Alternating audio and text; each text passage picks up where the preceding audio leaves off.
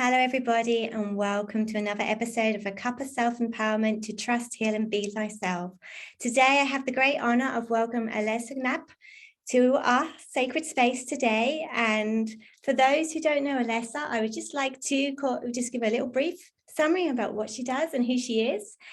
Alyssa Knapp is the owner of Integrative Wellness Journeys, and she helps busy parents and heart-centered entrepreneurs prioritize self-care to feel less stressed and to experience more joy in family life and in business. Alyssa bridges science and spirituality and combines her background in psychology and kneisiology with multiple energy healing modalities and other holistic practices. Welcome, Alyssa. Thank you for taking the time of your busy day and being with us today. So thank you so much. Thank you for having me, Kelly. Honored to be here. My absolute pleasure.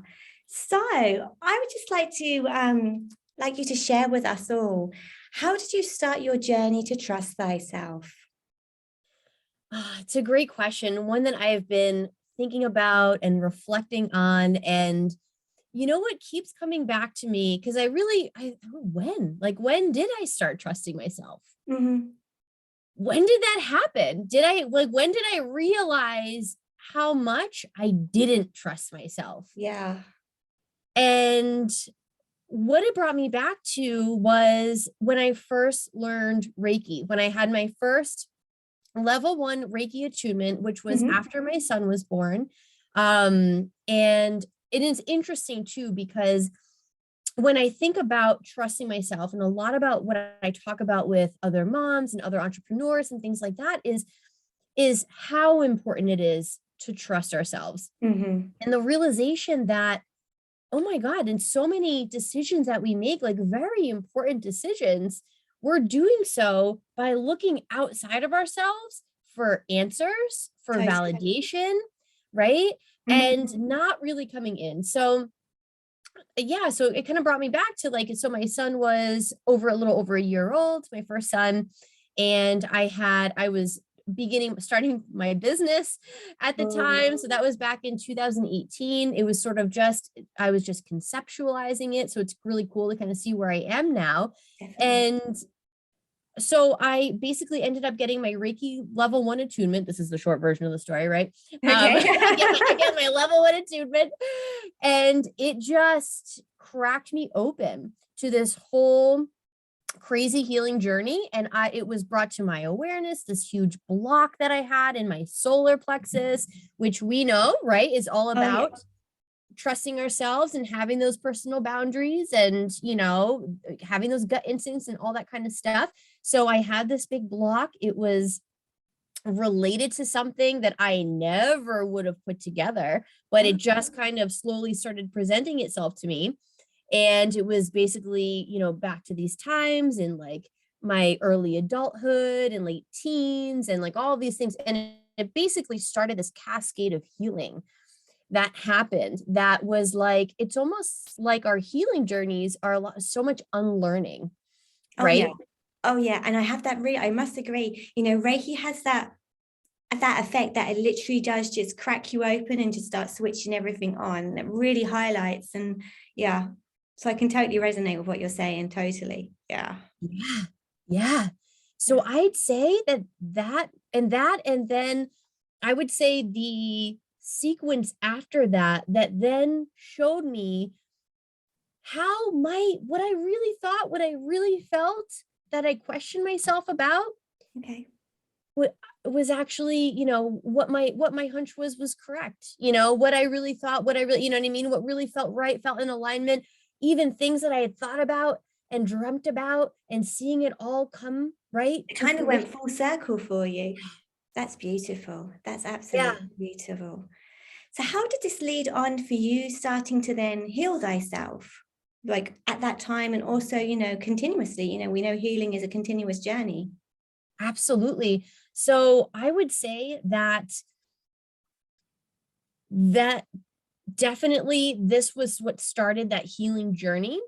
And it was actually really cool because I didn't really understand how much Reiki was going to be a tool for me in my own healing journey. And then, as I'm sure, just like you, all of a sudden now you have to practice it, and now you have to teach it, and now you need to bring it to the masses, and like all of it's like, yeah. oh my God.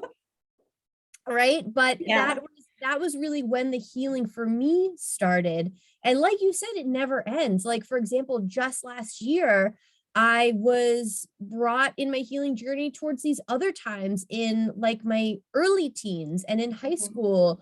Oh my God, all of these poor little Alyssa, what she went through during Yeah. those times. I mean, good God, what we've all been through, right? Definitely, definitely. And we just stuff it down. It's until we start doing the work and we start unpacking it that, Yeah. more starts surfacing, because we're ready and we've created that space to actually go deeper and heal it and, bring forward that true self of ourselves forward. So that's wonderful. Right, right. Yeah. So how did you then step in standing tall in your sovereignty and actually claiming being thyself unapologetically? So I couldn't do that third step without those first two steps, because all of this cracking open was giving me permission to be myself. Yes. And like you said in your intro, I helped to bridge that connection between science and spirituality. So for me, really going into my own trust, it was very hard for me to let go of that science aspect. Not that I let go of it, but it was very hard for me to really trust this, what I could feel, this energy and what guidance I was receiving. And, like all these things, like, oh my gosh, once you start tapping into your intuition, then you're like kind of scared to say those things out loud. Like, oh my God, did I right? Totally. So so all of that unlearning and peeling back and healing is what really helped me to step into what I'm doing now and the work that I'm doing now.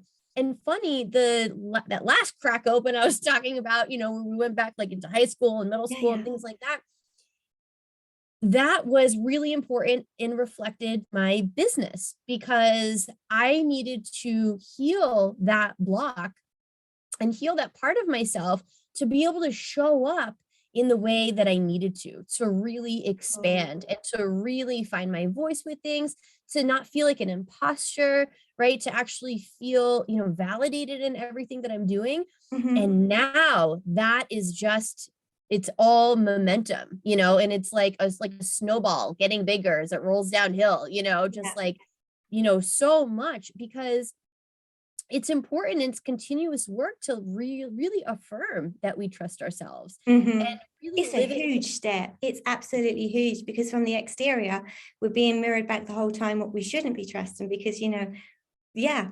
And when we're getting that mirrored back, it's actually, reflecting back to ourselves what we're not trusting within. So that's the invitation to actually go that step deeper and, start analyzing it. So in theory, Reiki has really been a huge part of you since your first attunement back in 2018. Oh yeah. Yeah. Oh yeah.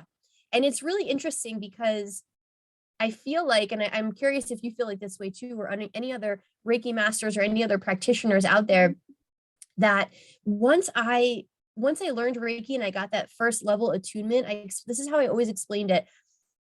It's like it turned me to a frequency at like a wavelength that I had been to before. Yeah. Like almost like things that I experienced in childhood, like as a child, like it's kind of seeing energy, little floaty, like little light, like so it's that remembrance, isn't it? It kind of remembers, it brings you back to like that coming home kind of effect, remembering that you are one with everything, and that we have all, I truly believe, and I'm sure you do as well, that each and every one of us has that ability to tap into that energy and to channel Reiki energy after the appropriate instruction and instrument. It's 100%. there, it's for everyone without any dogma. And yeah, it's so great that you're just sharing this with so many people. It's just awesome. So what advice would you give our viewers today on a path of themselves actually mastering themselves, that they're stepping on their way of mastering thyself? What suggestions, what advice would you like to give them? The advice that I would give is the same advice that I give to every new parent, which Interesting. is, as soon as you get used to something, get ready for it to change. Oh yeah. That's motherhood and parenthood all over, isn't it? It is. And I feel like this coming into your authentic self and becoming your authentic self and your highest self, I feel like that's it too. It's like just when like there are so many highs and lows, peaks and valleys, right? Expansions and contractions Of course. happen during this, that it's like, just know that things are always in flow, right? And really paying attention to where you feel resistance, know what your cues are for resistance. So how do you know when you're off track? Okay. So that you can bring awareness to it when it happens. Oh, that's beautiful. That's really, really beautiful. And how would you personally like to encourage and support others on their journey to trust, heal, be thyself? How would you like to step up and help our viewers today or in the future? Yes. So you can find me on Instagram, Integrative Wellness Journeys, and that's definitely the best way to connect with me and stay in touch with me. integrativewellnessjourneys.com. And what I am doing is I am serving my community through an array of different programs and different things kind of coming up. There's so much.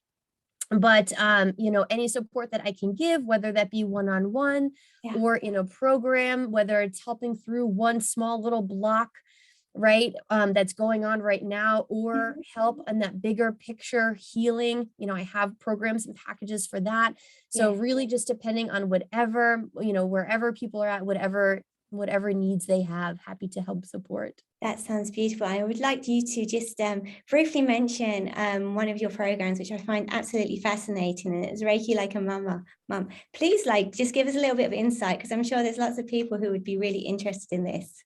Thank you so much, Kelly. So Reiki Like a Mother, it is a program that came through me after my second son last summer, and it's really exciting. It's basically it's a course for mothers who get to learn Reiki levels 1 and 2, but specific to the motherhood journey. Oh, that's so beautiful, because I'm sure you're like me. I'm like, why did I learn? Why did this come and find me? Why did I find this after I'd had my children? I mean, it's perfect that I've got it now and I love it. And, it's wonderful. But it'd been something, I would have loved to have before actually having my children as well.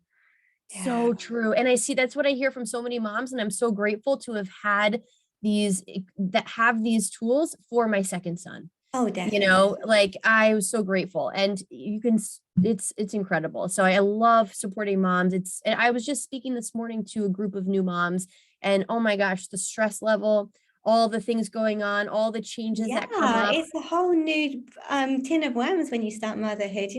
There is no handbook, and every child is different. And, every parents in their own way. And we can't be putting people in drawers saying this is bad, this is good, because we have to adapt.